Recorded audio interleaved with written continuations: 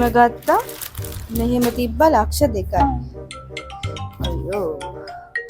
මේ මොකද මේ නාඩගම් ඔක්කොම ටික නට්ටු සඳුනි කොහොමද කරන්නේ? Hello Anandi good morning. මේ අකි good morning. මම මේ හොරව කතානේ නාඩගම් ඔක්කොම නටපු මේ ඩාන්සින් ක්ලබ් එකේ සඳුනි නම් කතා කරන්නේ. ආනන්දි කියන්න මම නම සේව් කරලා තියෙන්නේ මට මතකයි. කියන්න පිටි. ප්‍රශ්නේ මේකයි අක්කේ මේ ගිය පාර වගේ නෙවෙයි මේ පාර අපේ අලුත් බැච් එකේ ටී-ෂර්ට් ටික ගහන්න ඕනේ. හැබැයි මම මේ සයිසස් ටික ගන්න තේරෙන්නේ නැහැ. හරි නංගි මම මෙහෙම කරන්නම් මම සයිස් සාම්පල් ටිකක් එවන්නම් ඔයාට. ඔයා ඒ ටික යාලට අන්දරාම සයිස් එක ගන්නකෝ.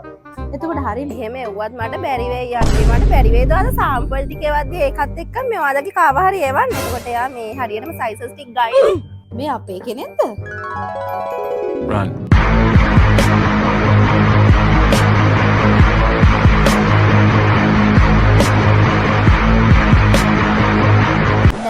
නෑ එහෙම ඕනි නෑ. මේ මං අපේ තියෙන සයිසස් ඔක්කොගෙම ඔයාලට ටී-ෂර්ට් සාම්පල්ස් එවන්නම්.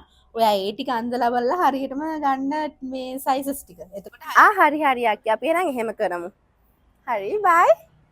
ඇයත් නොදන්නිය ඇය යනමා